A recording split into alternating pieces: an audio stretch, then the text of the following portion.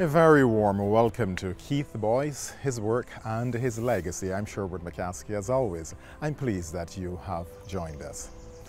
In the world of cricket, Keith Boyce was more than a skilled player. He was a guiding light for generations of young talent. In this episode, we continue to explore a side of the man that went beyond the boundaries of the cricket pitch. A side that made him a cherished mentor and an extraordinary father figure to many. We'll hear from those whose lives were touched by his wisdom, his kindness, and his unwavering support. Here is Donovan Lopez. I can remember when I first played with the Barbados under 16. Coach in Barbados at that time, as I said, it was a lot of status. It was a lot of where you come from, where your mum works, where your father works. And I felt dumb. We were going to England, and up to about 2 weeks before we went to England, I didn't want to go. And Coach was like, wait, Donnie. I said, Coach, I don't feel like I'm part of what's happening here. Tell me, Donnie, don't worry about it. You're somebody. Right? You say you're somebody, don't worry about it, and you're going to do well. I said, Coach, no. He said, no, Donnie, look at me. You're somebody, and you're going to do well. And I'm going to guarantee you, you're going to come out the star on that tour. Unfortunately, I got injured on the tour, and it was limited in games. I had experiences where we toured with the youth team, and you know, I started to struggle. I had a good start, then you start to struggle. Pick up the phone, call Coach. Coach, I'm not getting the runs, I don't know why. Okay, Donnie, what you were doing? Explain to him. Oh, come on, guy, just relax. Watch some TV. You know, he used to say those things that, because your cricket is good, you don't have to worry. So to me, Coach was one who used to get into your head, used to get into your psyche, and that's very, very, very important. But then when he came back to Barbados, he said, all right, Donnie, it didn't happen there, next year is going to be your year. And that's when Keith Boyce actually worked on my cricket. And I did well, and then we went straight into the under-19s. It was just amazing. Even when he went on tour with the Barbados team, youth team, he would call me and he would discuss the game from beginning to end with me. Talk about every person, you know, and discuss everything with them, but he always wanted to help. He always wanted to be there to give guidance, to provide that support that a lot of them didn't have. I could remember in Jamaica in my first under-19 tour, I wasn't doing so well, and in the last match I made a few runs because that was my last match. So he came up to me, he spoke to me, and he said, "You have the talent. You just have to believe in yourself. You're just doing things out of the ordinary. You just need to keep it simple." This is just some words that he used to use with the players, and by keeping it simple, I got my first 50 in under-19 cricket. He was really one that, you know, that would help people. He was always there to help people, and you know, that was the kind of thing that youngsters today and back then would have wanted. And there's no better fall than Keith Boyce. That was the trade. That was the trademark of him. He was like the father figure of that Combined Schools North team, and every single person respected him, and he held all of us in real high esteem, and he wanted us to go from this level to that level. Obviously, all of us didn't, but the majority did. I played under-19 cricket then for Barbados in 1994, and then I had a really good tournament. It was the only year that I played youth cricket. Prior to that, I was a reserve for 2 years, so it was my last year. The year prior to that, a West Indies under-19 team went to England with the likes of Ian Bradshaw, Shiv Narayan, Shannon Paul. I was a wicketkeeper batsman at the time. And throughout the tournament then, Kohli was back in the tournament, but he was injured, so he didn't play a lot of the tournament. I had a really fantastic year in the tournament. So at the closing, with the closing ceremony and stuff, they were announcing a team then, a West Indies under-19 team then, to play against England. Now England coming to the Caribbean. So obviously, how I performed, obviously I was looking to be in the team fully. So we went to the function up at Dover Convention Center. Yeah, and then, but coach wasn't the youth team coach at the time. he was obviously still my combined schools coach, but the national team coach, I think, at the time was Richard Straker. But after the ceremony, when they named the team, I was a reserve for the test part of the team, and then I got named only in the one-day section of the team, and like I was really disappointed because obviously I knew I had performed. I was actually looking to be full part of the team. I know I said I made the team still, but like I felt so bad at the end of the tournament. But coach then came to me, like I was in tears then basically, but coach came to me and told me then, be strong, At the end of the day, what for you we're gonna get, so don't worry about it. And coach was so disappointed that I did not make the original squad from the beginning, and I had only played in 1 day. But when he spoke to me, then he like kind of comforted me and made me feel just a little bit better. Obviously, you're gonna be still a bit disappointed, but like any day, he knew how he felt and like he knew how to deal with the situation. I mean, there's times there that you think that is it any road? You hit a brick wall. You just hear coach voice, and it's like things all smooth. Coach had this natural blessing to just make people comfortable, make people feel that they can do it. Coach for me is like I would say a father, a friend, not just a coach. He's not normal. He's like a superhuman for me. For me, I think he's the greatest person I've ever met, and it's like, even as a young guy growing up, not having a father figure, not having that male role model to actually teach you and show you how a man's supposed to be or how a male's supposed to be. Coach filled that void. And as I said, it was not, what really impressed me about that was not only me. I mean, he did it for other individuals. This is a guy that assisted guys in all areas. I mean, whatever you can imagine. I mean, cricket-wise, I mean, social-wise. This gentleman was just there for you. I mean, there was no time that you couldn't call coach. You could have called coach at, only 24 hours.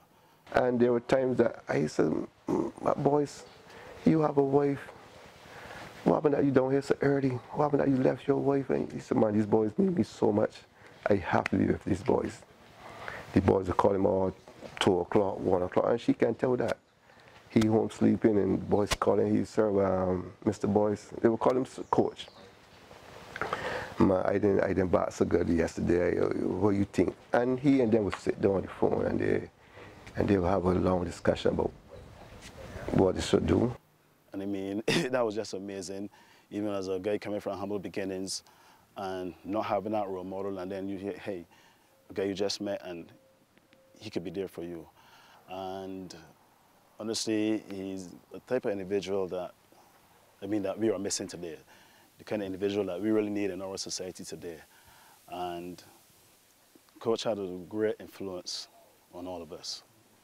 And one of the things that really drew me even closer to Coach is not only how he dealt with me, but how he dealt with other individuals. Coach had a very strong desire for development of young people. He had a soft heart for the guys in the north, but holistically, it was something he was looking to do countrywide, even regionally wide. Coach never saw color, he never saw status, he never saw black, white, fat, tall. Coach saw individuals. And that's something that was very, very important to us. I think Coach was the voice for the underprivileged and the persons who didn't have a voice. And that was something that, trust me, many people don't have the heart and the guts to do that. Coach will never toe the line. If it's not right, it's not right. He don't care who you are, where you're from, right? And that's a really great quality for one to have. And we don't have persons who are genuinely care about one's development. Yeah, we do not have that anymore, hardly. Coach was the one that had a strong desire for young people to develop. Anything he can do, he would do to develop and help young people grow. And you said the young ones are the future, right? And that's something he had a very strong desire for. For those fortunate enough to be under his tutelage, Keith Boyce was more than a cricket coach. He was a mentor who imparted not just the technicalities of the game, but lessons of life. Those lessons, of course, resonated far beyond the boundaries of the field. Speaking of technicalities, a number of years ago he took the late Vic Brewster to the cricket field and demonstrated the rudiments of the sport. Don will demonstrate to you the right way of the stance. All right, Don, if you could take up your stance. And here we're talking about beginners, and I would say Don is not really correct there. For once, he's open, he's open-chested. His front leg is away from this, not parallel to that. It's pointing to cover instead of that way. So we have to correct that. And one of the first thing you do is to get him come around. And by doing that, you would notice that instead of the elbow pointing towards mid-on, it brings his elbow around and it points in the direction it should point. And also it keeps his head in the direction in which he should be looking at. And that is actually looking at a right arm bowler over the wicket. Now, invariably in your stance, it varies to what type of bowler you are facing. Because once it's a left armer over the wicket, obviously you have to open slightly. It don't need a lot of adjustment, but you need to open slightly, and probably, I think where Don was beginning might be too far. You need to open slightly. So it could be like, and I would demonstrate from the crease, it could be just like that. So your shoulder, your elbow is pointing out slightly, either straight down the wicket or slightly towards the bowler. So you'll be able to counter where the line of the ball where it's coming from. Vic, what again would be one of the advantages or disadvantages on batting on leg stump? You come out to bat and the umpire is there and you call for leg stump or center stump. Yeah, that's a guide to tell you where you are. So you know where you're standing. And I think if as we go along and get older, we know that from wicket to wicket is 9 inches, and you could tell, it give you a gauge where that ball is pitched, whether it's a ball that should leave alone or hit or say so. Or if you leave alone, you know you're in danger because it's between wicket to wicket. Otherwise, or you know, if it looks like say you can't be LBW, so you need not to even play a shot.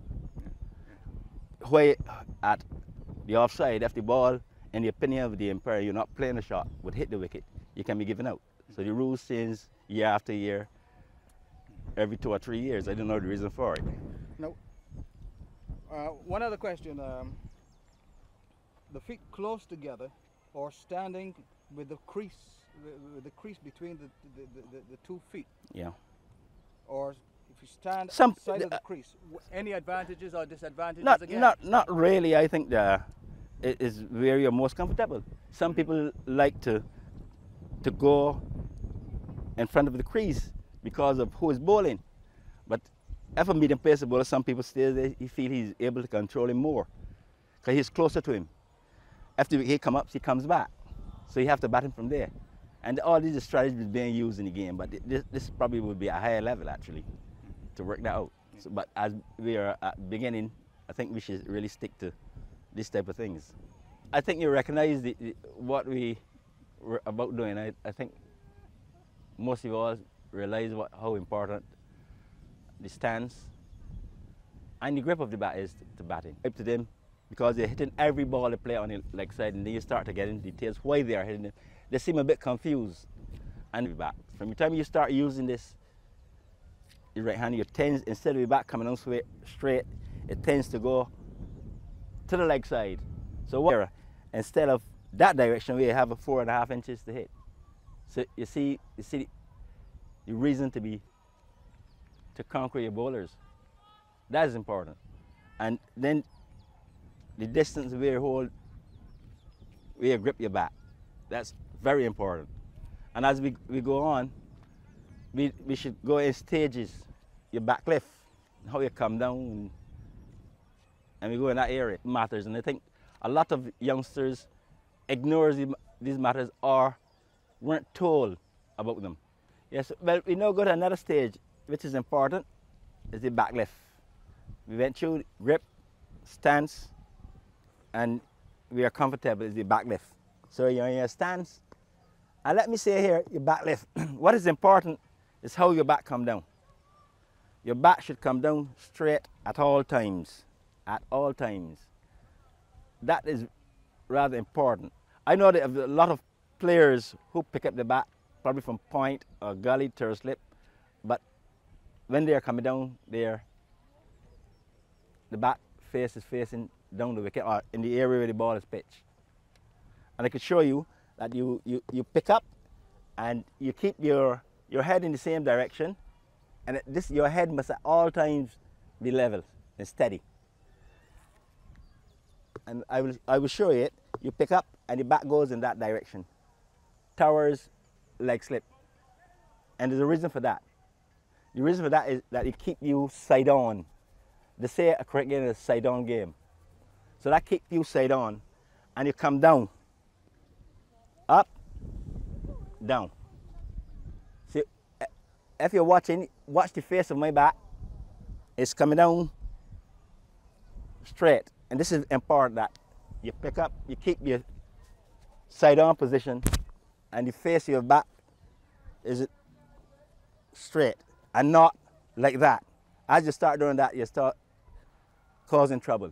So at all times, your bat face should be facing down the middle.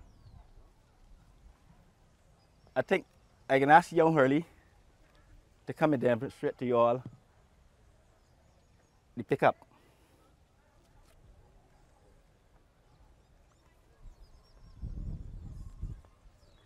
You got your stance, your grip, your stance, everything okay? Where does it pick up? And where your back goes. Remember your shoulders, your elbows, where they should be pointing. Your head must not move. Keep steady at all times, and you pick up now. Up, yes, you're right, and you come down. Straight, yes. That are more or less correct. And as you go along, and the coaching, it will become easier. I mean, some of y'all probably start picking up this way, and it feels comfortable.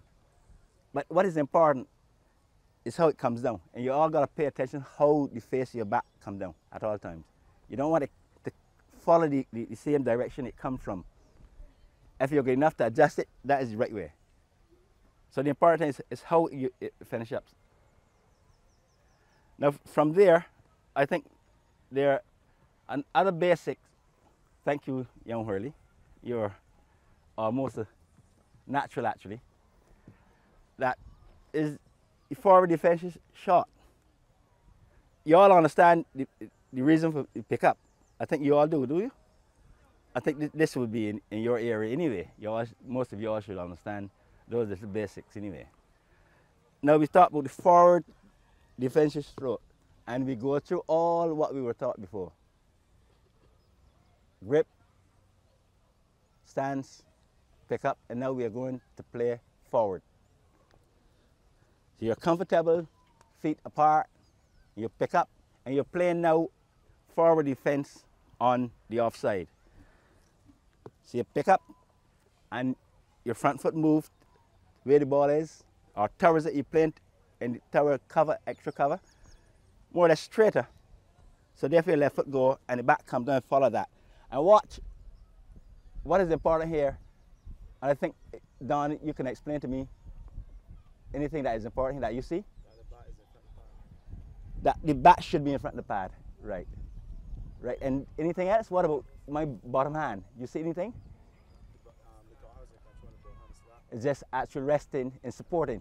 It's supporting that. So that's the forward defense and to the offside.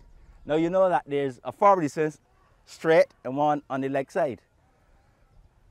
What is the difference between the one on the offside and the leg side is that when you're playing forward defense, it tends to drop your left shoulder slightly to the offside. Because it's coming into some in the area they call the blind area. So if you keep your elbow and shoulder above there, you seem to get that blind spot in between there.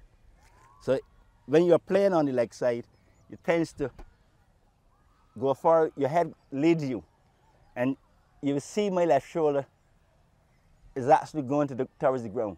So it keeps my whole view of the ball very clear. If you keep it out here, you can miss it somewhere along the line. So it's important that this left shoulder drops a bit. And you will see that your front foot goes to the pitch of the ball, but this is on the leg side. When you're playing in straight on the offside, it goes in similar direction. Straight is like that. On the leg side, you drop, and you play the same way. But make sure that this hand, the top hand, is always in control. This supports it. And what is important there that we actually missed out is your head. When you play forward, your bat is in front of your pad, and your head is actually over the ball. This is important. You cannot play forward that way. Your head there. So you should be watching it all the time. And most of you all smell some leather. I think I hear that comment many a time, and that is true. You should be looking at the ball and over the ball with your head. And as we go on, I'll be able to tell why your upper body should be over the ball. Boyce, let me ask you another question. Let me put the bat in here now. You said that as you play forward, the bat should be in front of the pad. It should be, yes. Why do so many batsmen get out caught bat and pad? Well, I can explain it. It's quite easy. And Vic, you know, I coach at school north now, and it bothers me because when I was a youngster, Mr. Rochford used to tell me hit the ball. And my headmaster, Mr. Yearwood, enjoyed the way I hit the ball. I was never taught to use my pad to protect my bat to protect my pad, or my pad to protect my bat, put it that way. I use the bat to get runs. And the only way you get runs, Vic, is if the ball hits the bat. Now, I think the era of the Valentine because we didn't work away about kicking the ball, getting it there.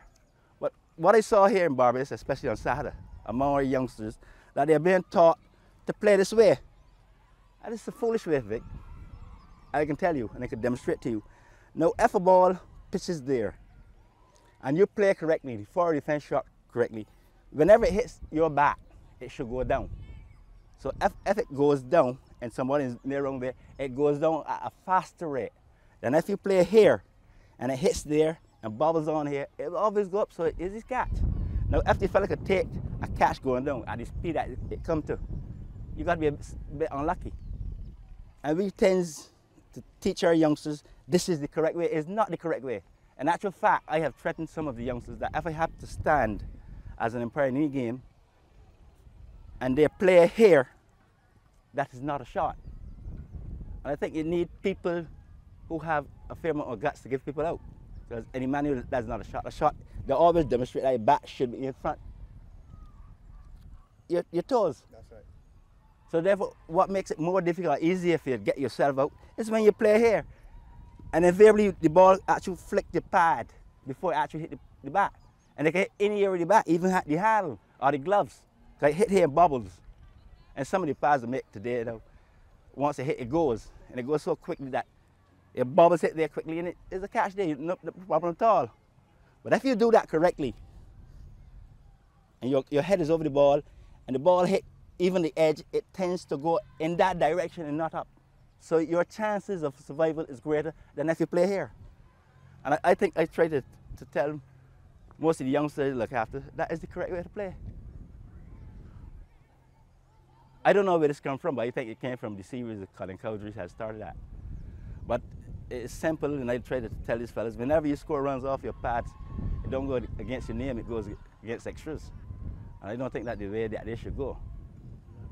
Okay, so let's begin then with the first afternoon on the field.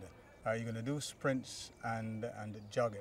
What I usually do, Vic, is actually start in pairs, and that jogging, and as they jog along, whenever I clap my hand, I get the last two youngsters to sprint to the front, and as soon as they get to the front, they go back into the jogging position. Mm-hmm. And that continues so. And how long do they do this?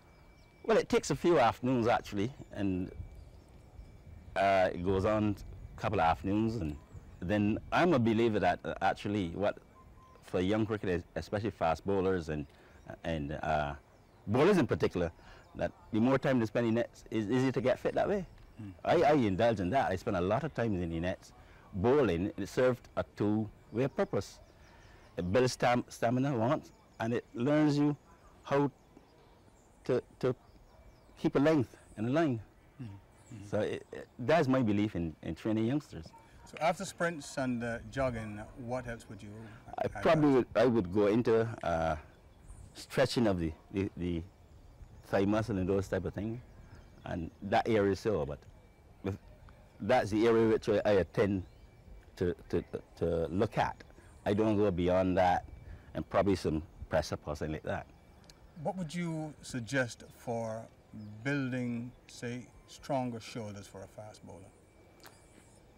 There again, I just said it.